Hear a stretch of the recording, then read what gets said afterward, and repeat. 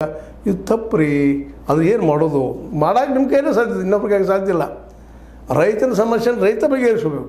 ಹೆಂಗಪ್ಪ ಅಂದ್ರೆ ಒಗ್ಗಟ್ಟಿನಿಂದ ಪ್ರತಿ ಹಳ್ಳಿಗೆ ಭೇಟಿಯಾಗಿ ಪ್ರತಿ ರೈತನ ಜೊತೆ ಚರ್ಚೆ ಮಾಡಿ ಒಗ್ಗಟ್ಟನ್ನು ನಿರ್ಮಾಣ ಮಾಡಿಕೊಂಡು ತಮ್ಮದೇ ಸರ್ಕಾರ ತರುವಂಥದ್ದು ಇದೊಂದೇ ಪರಿಹಾರ ಇಲ್ಲ. ಇದರಿಂದ ಬೇರೆದಿಲ್ಲ. ಪ್ರತಿಯೊಬ್ಬ ವ್ಯಕ್ತಿಯನ್ನು ಪ್ರತಿಯೊಬ್ಬ ರೈತನ ಶಿಕ್ಷಿತನ ಮಾಡೋದು. ನಮ್ಮನ್ನ ಹೆಂಗೆ ಶೋಷಣೆ ಮಾಡ್ತಾರೆ, ಹೆಂಗೆ ಏನು ಮಾಡ್ತಾರೆ ಅಂತೇಳಿ. ಜೊತೆಗೆ ನಿಮ್ಮದೇ ಮಾರ್ಕೆಟ್ ರೆಡಿ ಮಾಡಿಕೊಳ್ಳೇಬೇಕು. ಇದು ಕಾಲದ ಅನಿವಾರ್ಯ. ಇದರಿಂದ ಬೇರೆ ಹಾದಿಲ್ಲ. ನಿಮ್ಮದೇ ಮಾರ್ಕೆಟ್ ಮಾಡುವಂಥದ್ದು ನಿಮ್ಮ ಸರ್ಕಾರ ತರುವಂಥದ್ದು ಸಾಧ್ಯತೆ ಇಲ್ಲ ಅಂತಲ್ಲ. ಯಾಕಂದ್ರೆ ರೈತರಲ್ಲೇ ಜಾತಿ ಮತ ಪಂಥ ಭೇದ ಇಲ್ಲ. ಅದು ಒಳಗಡೆ ಇರೋದು ಇಲ್ಲ ಅಂತ ಹೇಳಲಿಕ್ಕೆ ಆಗೋದಿಲ್ಲ.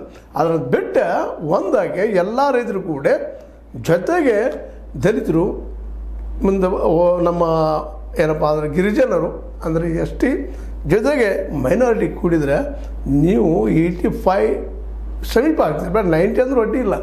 ನೀವೆಲ್ಲ ಒಂದಾಗಿ ನಿಮ್ಮವರನ್ನೇ ಆಯ್ಕೆ ಮಾಡ್ಕೊಂಬರುವಂಥ ಒಂದು ದೃಢ ಸಂಕಲ್ಪ ಮಾಡಿ ಪ್ರತಿಯೊಬ್ಬ ರೈತನು ಪ್ರತಿಯೊಂದು ಹಳ್ಳಿಗೆ ಭೇಟಿಯಾಗಿ ಬರೀ ರೈತ ನಾಯಕರಲ್ಲ, ಪ್ರತಿ ರೈತನು ತಿಳ್ಕೊಬೇಕು. ಇದನ್ನು ರೈತ ನಾಯಕರು ಕೆಲವೊಂದು ಎಲ್ಲೆಲ್ಲೋ ಹೊಂದಾಣಿಕೆ ಮಾಡಿರ್ತಾರೆ, ಆರೋಪಗಳಿದ್ದಾವೆ ಅವ್ರ ಮೇಲೆ.